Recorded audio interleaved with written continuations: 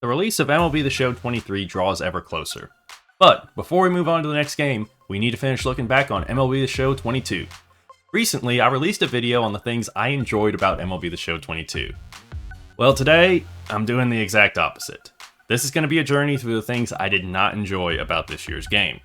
But before we get into this, I do want to repeat, I had a really good time with MLB The Show 22.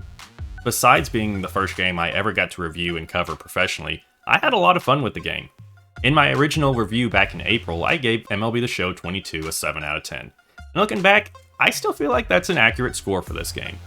So, just because this is a video about my negative views towards the game itself, I don't want anyone to think my view on this year's game as a whole was negative. With all that out of the way, let's get into it. Sports Gamers Online is the #1 source for the sports gamer. My biggest gripe with MLB The Show 22 was the gameplay, specifically hitting. It just felt incredibly inconsistent and unrewarding this year. When you made contact with a pitch, you had no idea what was going to happen. It didn't matter how good your timing or PCI placement was. It just became commonplace for hitters with 110 or more power in Diamond Dynasty to have good hits just be lazy fly ball outs. Meanwhile, a less powerful hitter would hit a home run on the exact same swing. Now, I don't expect every good swing I make to be a home run, but consistency is the key to fun and rewarding gameplay.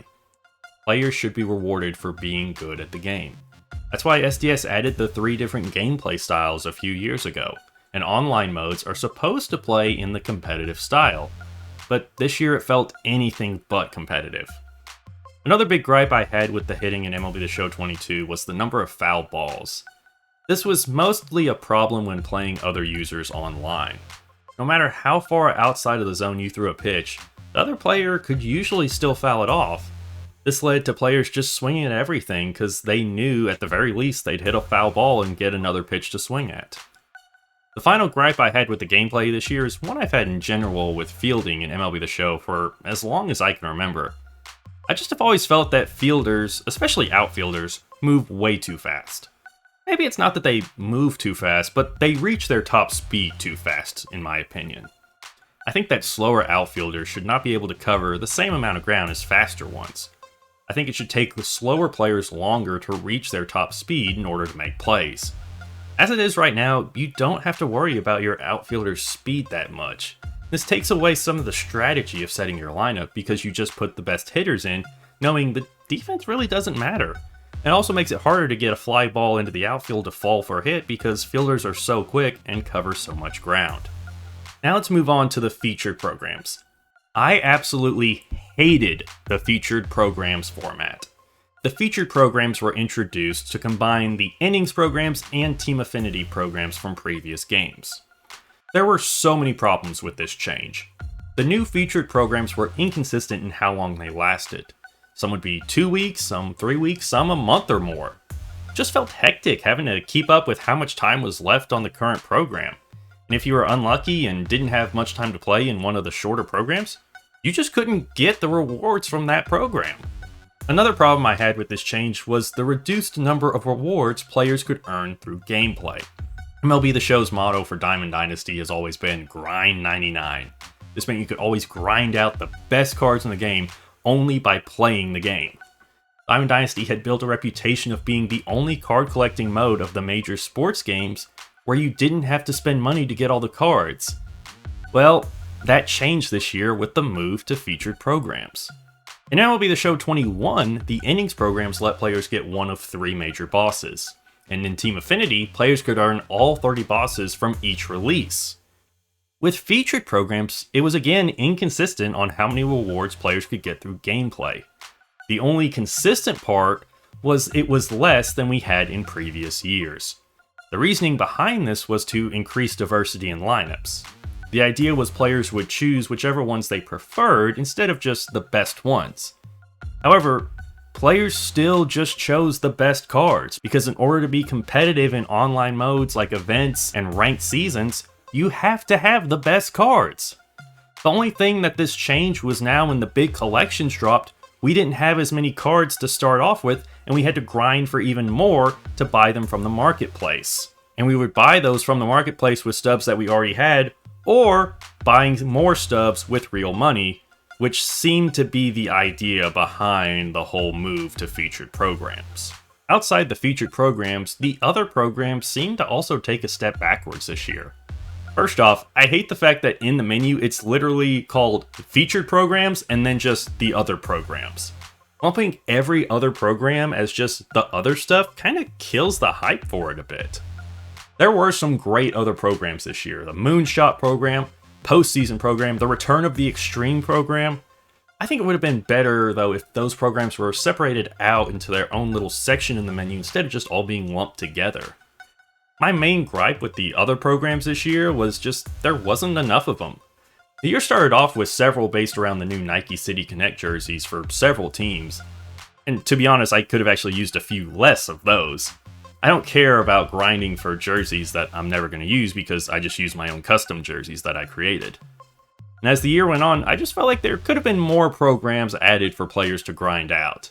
The player evolution programs were a ton of fun in MLB The Show 21, and for some reason we didn't see many of them this year.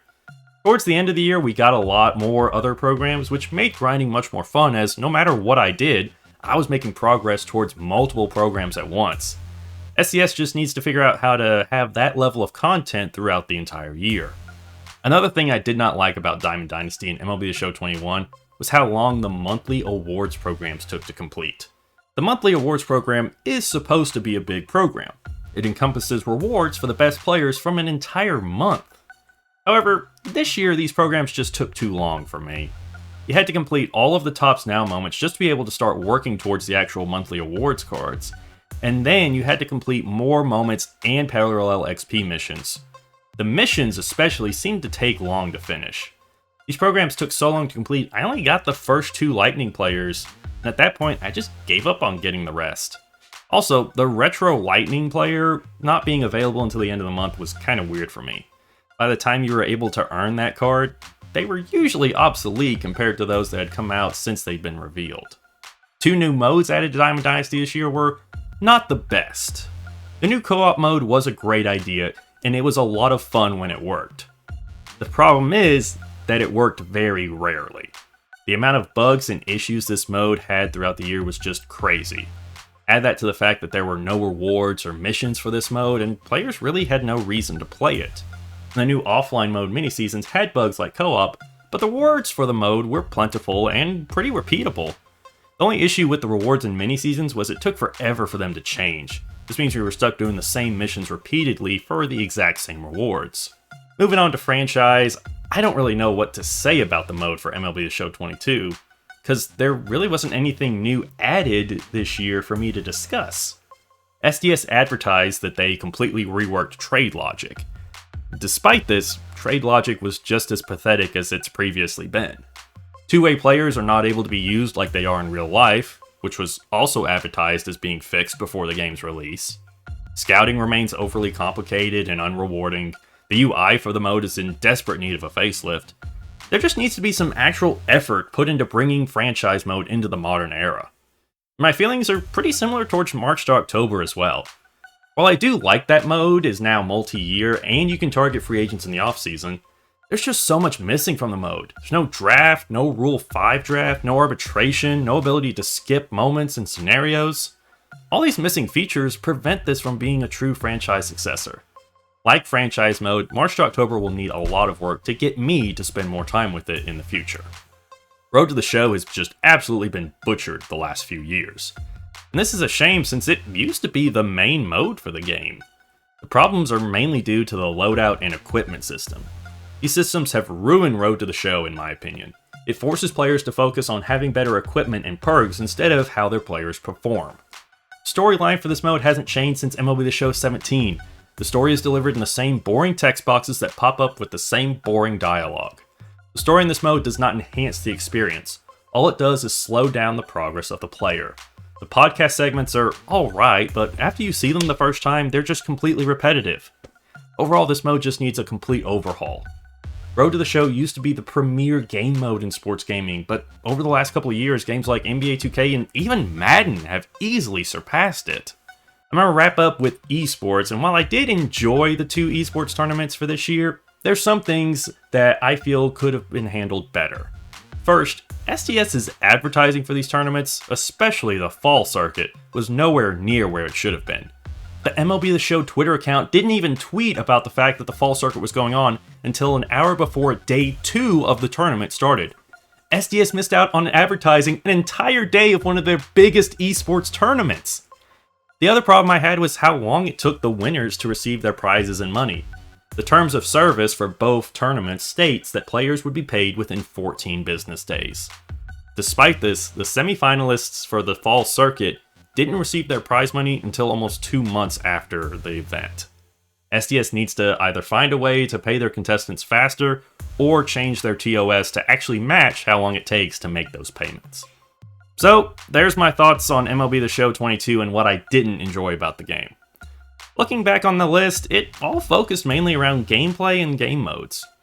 Gameplay has been needing some work for a while now, and then in game modes, Diamond Dynasty had some changes made this year that we didn't ask for that turned out to be not that great, and then every other game mode has been neglected for years now.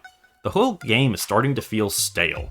We're 2 years into the new console generation, and outside of Stadium Creator, you'd be hard-pressed to find any major difference between the current and last-gen version of the game. San Diego Studios needs to start making some major changes to keep this game relevant in the space as we head further into this generation's life cycle.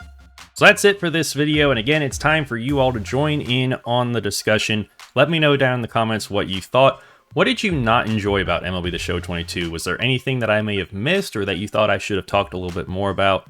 Also, to join in more on the conversation, make sure to follow SGO on Twitter and also join our Discord. And remember, for all MLB The Show news and updates, stay tuned to Sports Gamers Online. I'm Brandon Satterwhite with SGO. Thank you for watching.